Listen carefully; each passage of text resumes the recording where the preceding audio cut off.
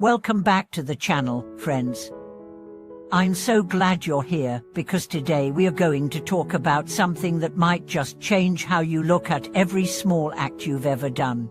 Have you ever helped someone, truly from your heart, and then wondered later whether it really mattered, whether it was noticed, whether it had any lasting impact? Maybe you offered food to someone in need. Maybe you forgave someone who didn't apologize. Maybe you did a good deed quietly, with no one watching. Today's message is this: in the Dharma, nothing is ever wasted. No sincere act of goodness disappears, not one. And today, we are going to uncover why. We'll explore the way karma works, not as superstition or threat, but as one of the most empowering spiritual truths available to us.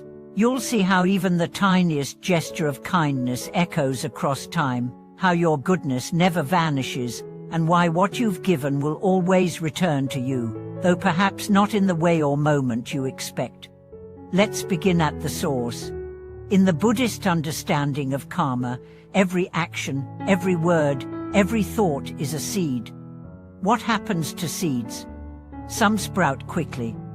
Some lie dormant for years. Some require fire or flood before they awaken. But none are ever lost. And this is the key: goodness is not gone just because it hasn't blossomed yet. There's a famous story in the Buddhist texts about a merchant who once gave a single bowl of rice to a hungry monk. It was a simple act, done without fanfare. Years later, that merchant, in a new life, was born into a wealthy family. But more than wealth, he carried a deep sense of contentment. His fortune, both internal and external, was the ripened fruit of that single compassionate moment. That is how karma works. It doesn't always reward you with the same currency you gave. Sometimes you give money and receive health. Sometimes you give time and receive wisdom.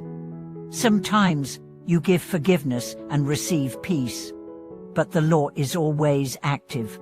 And this truth means something extraordinary. You are never powerless. No matter how small your life may feel, no matter how little influence you think you have, your goodness matters. Every single time you choose love over fear, compassion over anger, honesty over deceit, you are shaping the world. Not just your world, the world. Because karma doesn't operate in isolation. It is relational, it is communal. Your kindness touches others. It softens their pain. It shifts their behavior. It creates ripples that touch people you'll never meet. And the best part, it changes you too. Because every good act, even if forgotten by the world, is remembered by your soul. It refines your mind. It deepens your heart. It opens the channels through which future blessings will flow. This is why the Buddha encouraged even the smallest good deeds. He said, "Do not think a small act of kindness is meaningless. Even a tiny drop, over time, can fill a vast container." So what are you filling your container with? Bitterness or benevolence? Fear or faith? Every day, you have the choice. You don't need grand gestures. You don't need to start a foundation. You don't need thousands of followers. You just need to live with presence. With sincerity, with the understanding that goodness is its own reward, and yet, it also blesses beyond imagination. Let's talk about the way these invisible blessings actually unfold. It's easy to imagine karma as a kind of cosmic reward system, but it's much more subtle and far more beautiful. Good deeds don't only result in good things happening. They also cultivate qualities within you that no loss, failure, or aging can take away. You may offer kindness to someone today, and tomorrow that kindness might not return through them. But what it creates in you is an open heart, a clear conscience, and a spirit that cannot be broken. That is wealth beyond any currency. And it doesn't stop there. The energy of that good act travels. There's a young boy who once helped a blind man cross a street. It took 3 minutes. He never spoke about it again. Years later, he found himself stuck in a dangerous situation. A stranger helped him without hesitation. When he asked why, the man simply said, "I don't know. I just felt I had to." That's how karma moves beyond logic, beyond accounting, beyond anything we can track. It's a current, a field, a resonance. And when you move through life sowing seeds of goodness, you become part of that field. You become a transmitter of mercy. And life responds to you in ways you may never be able to explain, but you'll feel it. In moments when you're protected for no reason.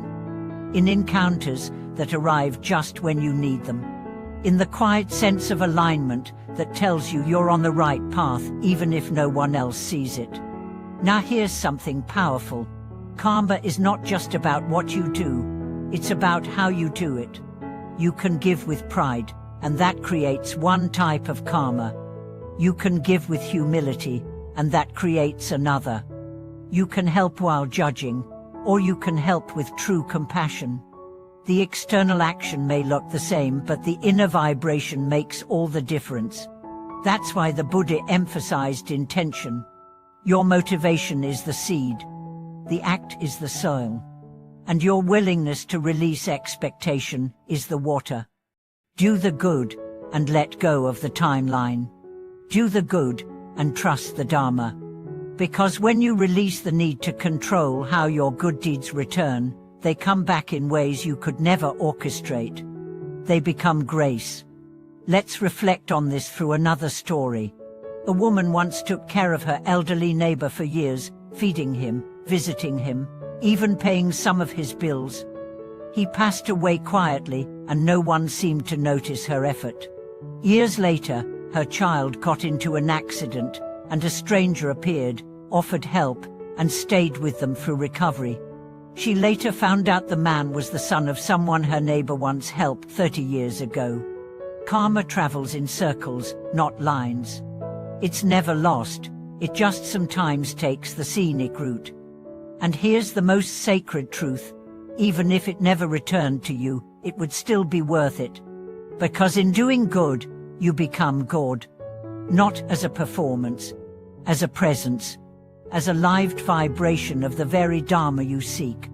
And that presence heals people. Quietly, invisibly, powerful lie. Now let's go deeper into what it really means to be the kind of person whose good deeds never vanish, not because the world rewards them, but because they've built their life on the unshakable foundation of compassion. You become someone whose life is not measured by what they own, but by how they show up.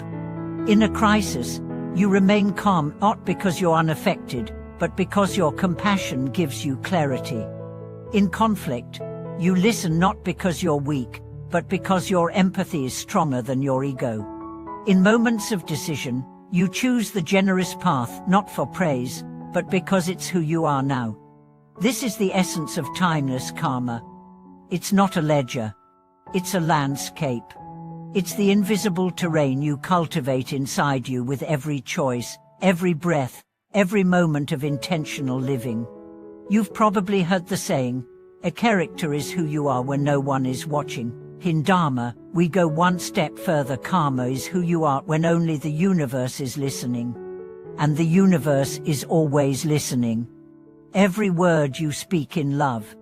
Every thought you hold in forgiveness.